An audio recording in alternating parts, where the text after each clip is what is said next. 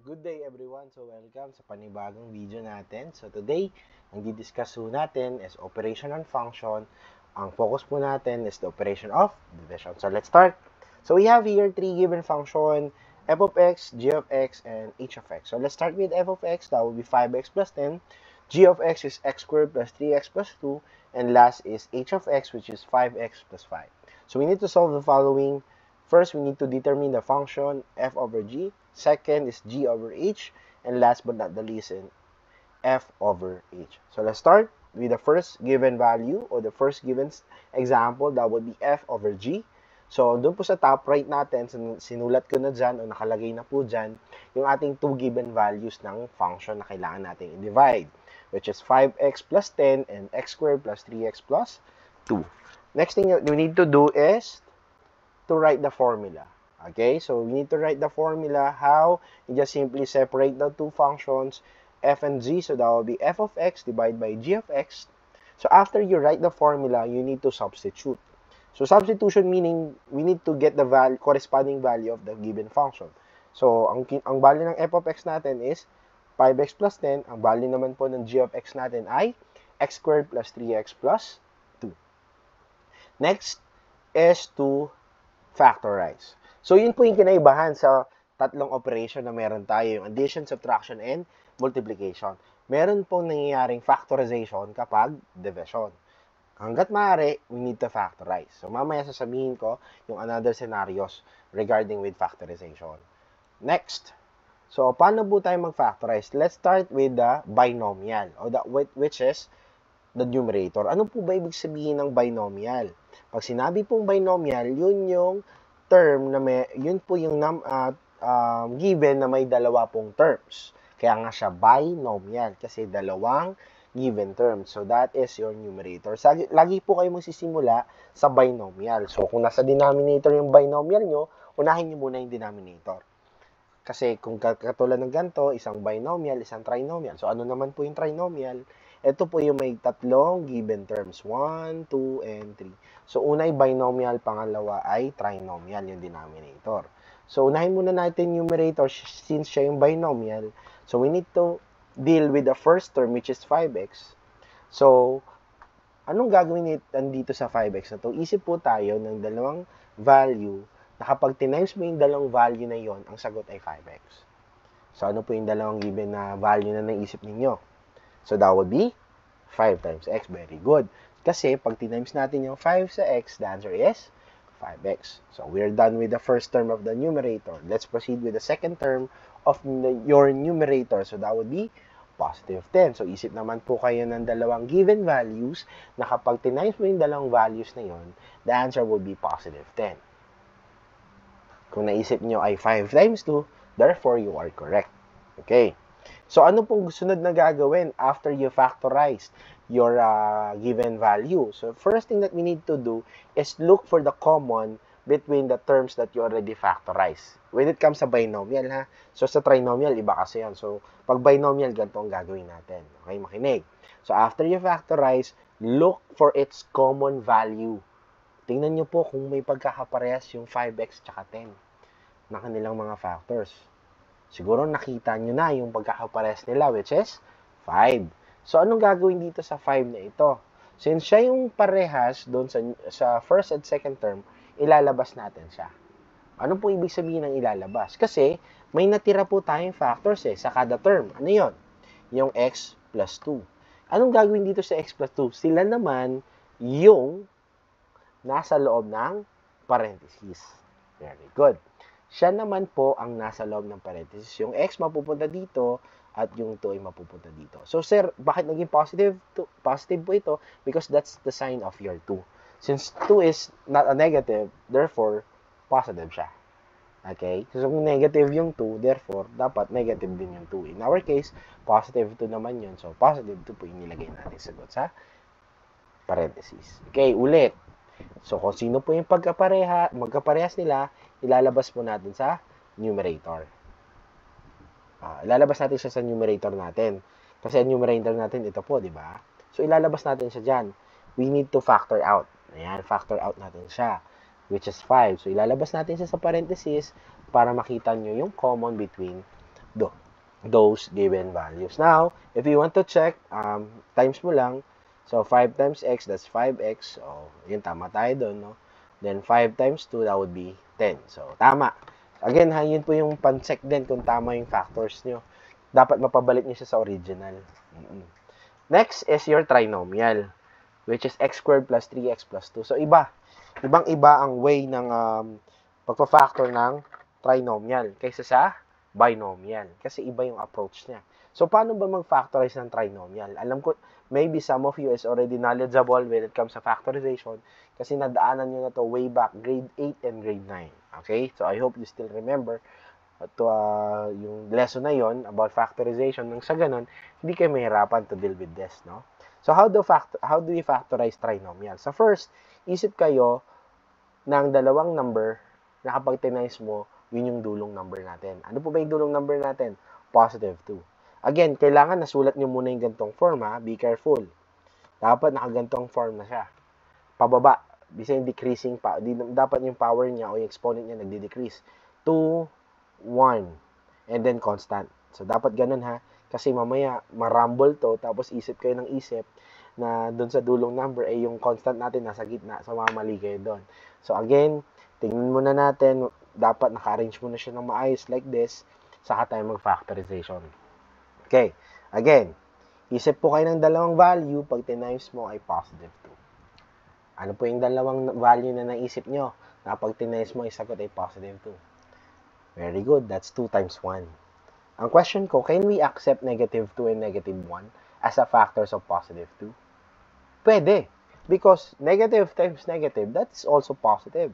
So, 2 times 1 is also 2. So, pwede po yung positive 2, positive 1, and negative 2, negative 1. So, those are the two factors of the constant. Constant natin ay ito. Ayan po, yung naka-black underline, no? Tsaka red underline. Next, sino dito yung pipiliin natin? Kasi dalawa to eh. Now, isa lang ang tama dyan at the rest magiging mali na. Paano natin malalaman o paano natin makikita kung sino yung tama dyan sa dalawang given factor? Titignan nyo ngayon yung middle term. Ayan. Ano po yung middle term natin? Positive 3. So, sa positive 3 ating middle term. Balik tayo dun sa dalawang factor. Tingnan nyo po itong dalawang factor na to. Sino po dito ang makakapagbigay sa atin ng positive 3 kapag inad natin? Yung 2 plus 1 kaya? O yung negative 2 plus negative 1? Very good. Kung ang naisip nyo ay 2 plus 1, therefore you are correct. Because 2 plus 1, that would be positive 3. Next, bakit naman natin na-ignore yung negative 2 at negative 1? Because if you gonna simplify negative 2 to negative 1, when you add them, the answer will be negative 3. So therefore, we simply remove this one and not consider these two factors as our answer. So ano pong gagawin? So since may first term ka, yung first term natin x squared, so paghiwalay natin yung x squared. Ano bang factors ng x squared? X times x. So, yun po ibig sabihin ng x squared. X times x. So, paghiwalay natin yung dalawang x, paghiwalayin po natin kasi ilalagay po natin sila sa loob ng parentheses. So, paghiwalay natin yung dalawang x squared, so x times x, then kunin natin yung correct factor kanina, yung 2 at yung 1. And then, sarado ng parentheses. Alright, so I hope klaro na, no? Next, sulat natin dun sa baba para ma-simplify natin. So, I want you to observe the given numerator and the denominator. Let's proceed with the next slide. Yan, tingnan nyo mabuti. Ano kayang napapansin nyo? Tingnan nyo po yung numerator at denominator. Ano pong meron sa kanila? Very good. Kung naisip niyo merong pagkapareha, therefore you are correct. So, ano po yung pagkakaparehas nila? X plus 2, ang pagkakaparehas nila. Yung numerator at ng denominator. So, again, nagawa na natin ito before, na kapag merong magkapareha, yung numerator at denominator, pwede ho nating i-cancel. So, ano na lang po natira? So, to finalize our answer, so the answer will be 5 over x plus 1. So, again, wala na pong parenthesis since wala naman tayo masisimplify doon sa denominator. So, pwede na po yung x plus 1. And that will be your final answer in example number 1. So, I hope klaro, no? Sa pagde-divide ng function. So, again, kung nalito pa, consider natin itong pangalawang given example. So, G over H. So, again, same technique, same scenario. We need to write the formula. G of X divided by H of X. Next is to substitute. Tingnan lang natin yung given value. Palitan lang natin sila dun sa function. X squared plus 3x plus 2 over 5x plus 5. Next is to factorize. Again, katulad po ng sinabi ko nung example number 1, tingnan nyo kung may binomial. Sila muna unahin natin.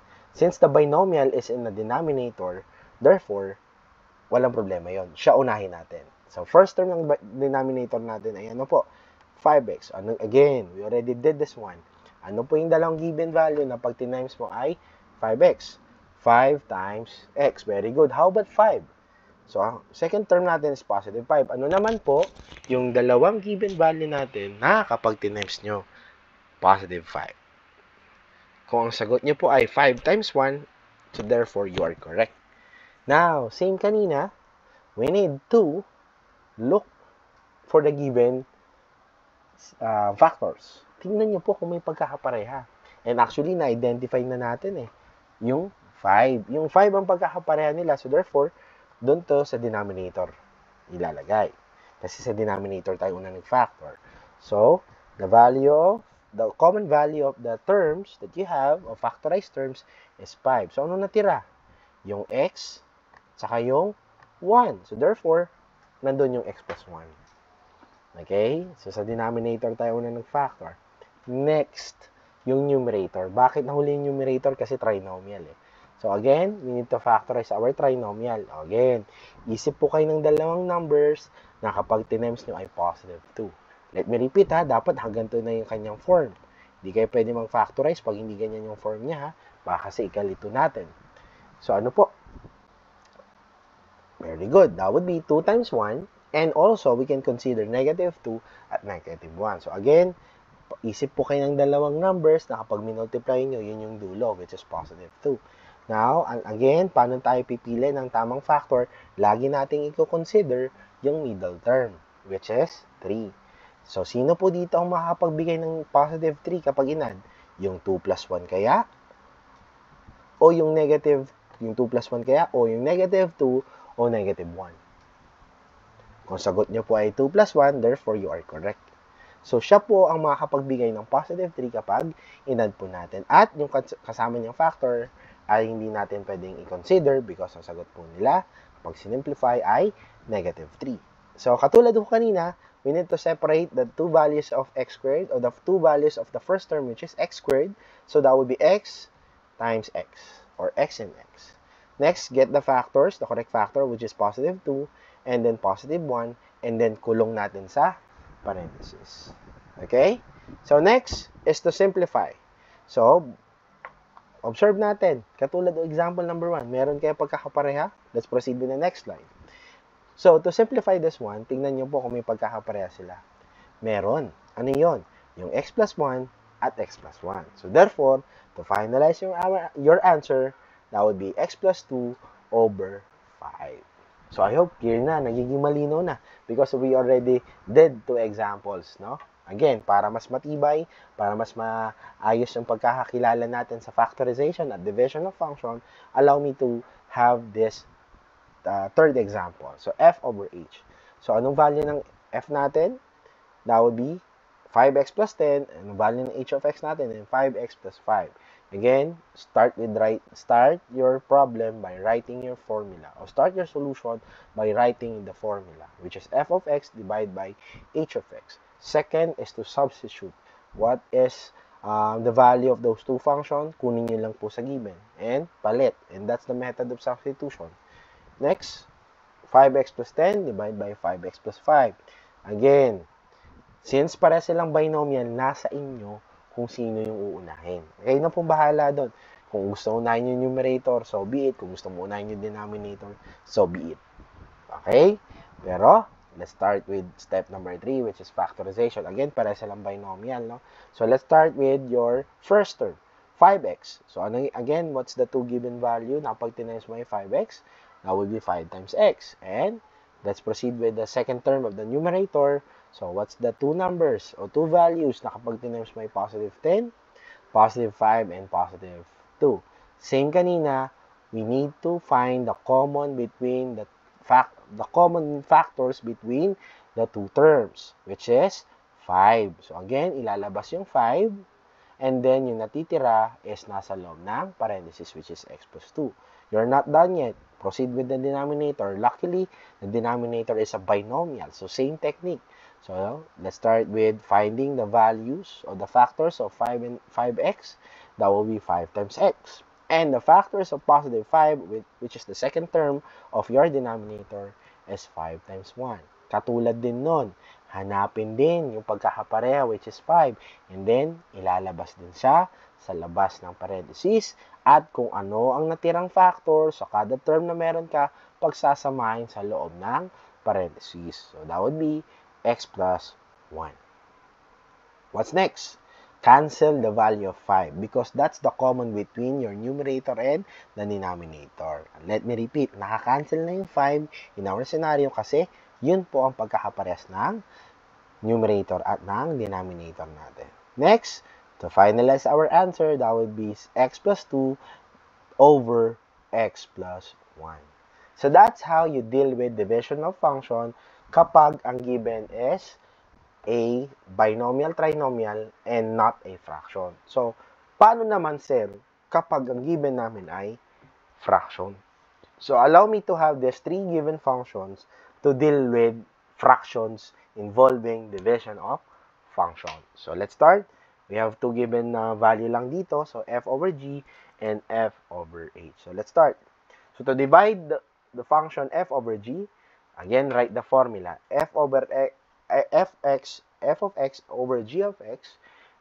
And ang gagawin natin, palagi na to, substitute na lang tayo ng substitute after we write the formula. So, 4x minus 5 over x plus 2 divide by x plus 3 over x plus 2. Now, after you substitute, ano kaya ang kailangan natin gawin to be able to simplify this kind of given functions na kailangan natin i-divide? Ano po kaya? We apply what we call reciprocal. We need to apply reciprocal. Ano pong ibig sabihin ng reciprocal? Magpapalit po yung posisyon ng ating second fraction. Ano po yung second fraction natin? Yung first fraction natin na ito, this one is the first fraction, and this one is the second fraction. So, anong gagawin natin sa second fraction? Pagpapalitin po natin, we need to interchange. How? Yung numerator magiging denominator at yung denominator ay magiging numerator. That's how reciprocal works. So, gagawin natin, ayan na. Pinagpalit na natin from x plus 3 yung numerator, naging denominator na siya dito. At yung denominator na x plus 2 ay naging numerator na dito. At na napapansin nyo, the operation is now multiplication. Ganun po talaga yon. Napapalitan din po yung ating operation ng multiplication kapag ginagamitan ng tinatawag na reciprocal. Okay? Next, babalik tayo sa rules of multiplication. So, isa-isa na naman. Welcome back ulit sa multiplication of function. So, let's start. 4x times x, that will be 4x squared. 4x times positive 2, that will be positive 8x. Negative 5 times x, negative 5x. And last is negative 5 times positive 2, that will be negative 10. Let's proceed with your denominator. So, what is x times x? X squared. Next, x times 3 will be positive 3x. 2 times x will be positive 2x. And positive 2 times positive 3 is positive 6. Now, ang ginagawa natin sa multiplication, we copy those terms na wala tayong pwedeng combine. So, obviously, wala tayong pwedeng combine sa 4x squared, kaya copyhin lang natin. At, ano ang pwedeng makombine in this case? Yung 8x tsaka 5. So, what is 8 minus 5? That would be 3. And since 8 is the larger number, the sign of 8 is positive. That's the reason why the answer is positive 3x. And simply bring down negative 10 kasi wala tayong pwedeng isama sa kanya. Now, since tapos ka na sa numerator, let's proceed with your denominator. Since wala ka rin pwedeng isama sa x squared, bring down x squared. Next, pwede natin mapagsama yung 3 at 2 kasi meron sila ng exponent which is 1. So, 3 plus 2, that would be 5. And then bring down positive 6. And therefore, that will be your final answer in our given value. Alright? So, I hope clear na, no? Kapag division pala ng fraction, babalik pa pala ulit tayo sa multiplication. Tama yun, no? Babalik ulit tayo sa multiplication of function. Last example will be f over h. So, again, write the formula and then substitute. Ayan. So, substitution na yan after write the formula. And next, apply the reciprocal. Meaning, once again, ulitin natin. Hanapin natin yung pangalawang fraction. Again, this one is the first fraction, second fraction. So, ang ginagamitan lang po ng reciprocal ay yung second fraction. So, yung numerator magiging denominator at yung denominator magiging numerator. So, therefore, your operation will become multiplication na. So, mababasin nyo nagiging multiplication na tayo. F times h na siya. Ayan. So, ulitin natin yung ginawa natin ng example 1. So, let's start. 4x times 2x, 8x squared. 4 times positive 3, positive 12x. Let's proceed with negative 5. So, negative 5 times 2x, negative 10x. Negative 5 times positive 3, negative 15. Now, since you're done with the numerator, let's proceed to your denominator. So, what is x times 4x? 4x squared. X times positive 3, positive 3x. 2 times 4x is positive 8x. And 2 times positive 3 is positive 6. Then, combining like terms, combine na lang tayo para mabilis na tayo mag-simplify. Since wala tayong pwedeng isama sa 8x, sa x squared, bring down 8x squared. Next, meron tayong pwedeng combine sa numerator, which is 12 and 10. So, what is 12 minus 10? That will be positive 2. Copy the variable x and bring down negative 15. Since wala tayong pwedeng isama sa negative 15. And then, proceed with your denominator. So, since ganun din, wala tayong pwedeng isama sa power of 2. So, bring down 4x squared. But, meron tayong pwedeng pagsamahin, yung power of 1, yung 3, at saka yung 8. So, 3 plus 8, that will be positive 11, and then bring down positive 6. And, that will be your final answer in this given function. So, ganun lang, no? Ganun lang, students. Kung paano ba mag-divide ng function sa two perspective. Yung una, factorization, kasi hindi naman siya fraction. At kapag fraction naman, ay bumabalik tayo sa multiplication kasi we apply the method of reciprocal. And kapag ginagamitan natin ng method ng reciprocal, is obligado po tayong napalitan yung operation from division to multiplication. So, I hope marami na naman tayong natutunan ngayong araw sa panonood nating YouTube tutorial math video. So, again, huwag kalimutang mag-subscribe sa ating channel at pundutin din ang notification bell nang sa ganon. Sa lahat ng video na i-upload ay lagi kayong notified. So, maraming salamat. Once again, this is Math Turo. Thank you so much.